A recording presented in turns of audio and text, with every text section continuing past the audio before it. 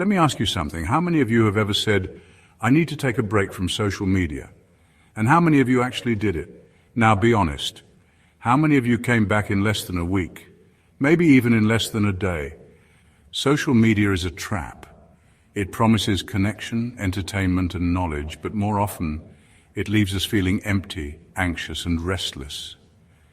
We scroll endlessly, hoping to find something meaningful, and yet, the more time we spend, the more disconnected and distracted we become. It's a kind of hell, a cycle that feels impossible to break. But here's the truth, you can escape. The Bible shows us that breaking free from captivity is not a new struggle. Again and again, God's people have had to escape situations that seemed inescapable, whether it was slavery in Egypt, exile in Babylon, or even the pull of sin itself. The good news is that the Bible also gives us a roadmap to freedom. Today, I want to walk you through this journey, escaping the hell of social media, escaping the pull it has on your mind and your heart requires 3 phases. First, you have to separate yourself. Then you have to transform your thinking. Finally, you have to detach completely from anything that tempts you to go back. It won't be easy, but it's possible. And if you're willing to take this journey, you'll find something far better waiting for you on the other side. The first step is simple but hard. You have to leave. In the story of Lot and his family fleeing Sodom, God sent angels to warn them of the city's impending destruction. They were told to run for their lives, to leave without hesitation, and above all, don't look back. But what did Lot's wife do? She looked back. She hesitated, longing for what she was leaving behind, and in that moment she was lost. This is where many of us get stuck.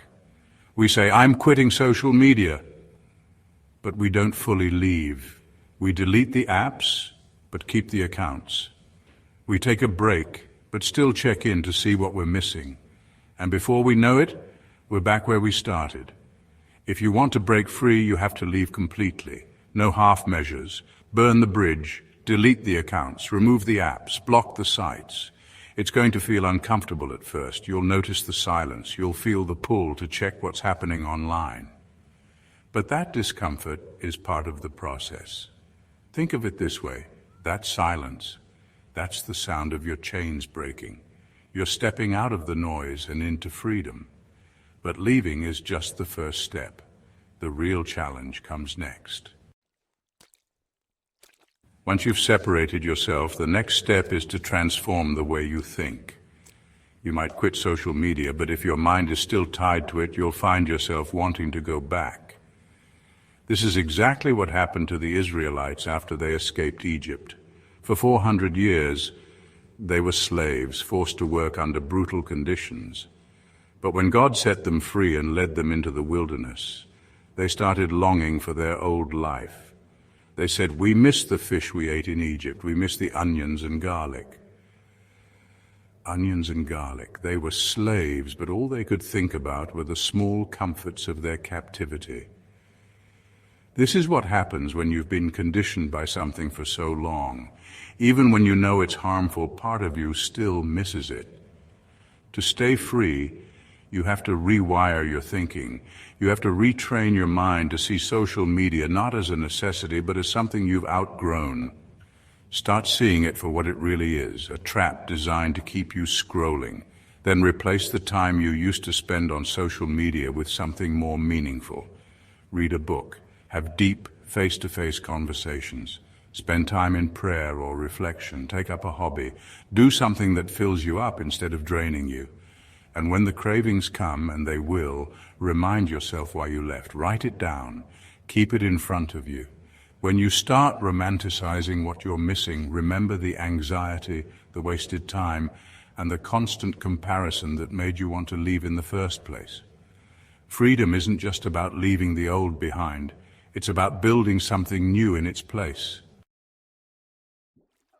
Finally, if you want to stay free, you have to detach completely. Jesus gave us a powerful teaching about this. He said, if your hand causes you to stumble, cut it off. If your eye causes you to sin, gouge it out. Now, Jesus wasn't telling people to mutilate themselves, but he was making a point. If something is dragging you down, you have to remove it completely. No compromises, no half measures. So let me ask you, what keeps pulling you back to social media?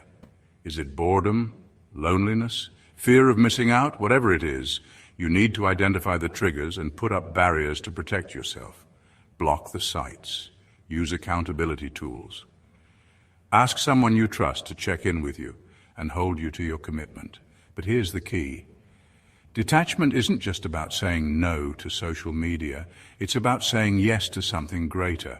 Fill the space with purpose. Invest in your relationships. Pour your energy into personal growth. Deepen your spiritual life. Social media might promise connection, but real connection happens in the quiet moments, in the face-to-face conversations, in the deep work of becoming who God created you to be. When you fill your life with purpose, the pull of social media fades. You're no longer running from it. You're running towards something better. Escaping the hell of social media isn't easy, but it's worth it. Jesus tells us, wide is the gate and broad is the road that leads to destruction, and many enter through it. But small is the gate and narrow the road that leads to life, and only a few find it. Social media is the wide road. It's easy, addictive, and endlessly distracting. But the narrow road, that's the road of freedom. It's harder to walk. It requires discipline, sacrifice, and transformation. But that road leads to life, real life, full of connection, clarity, and peace. So here's the question. Will you stay in the hell of distraction and noise, or will you step onto the narrow path, the one that leads to freedom? The choice is yours. The way out is right in front of you. All you have to do is take the first step. Who's ready to leave?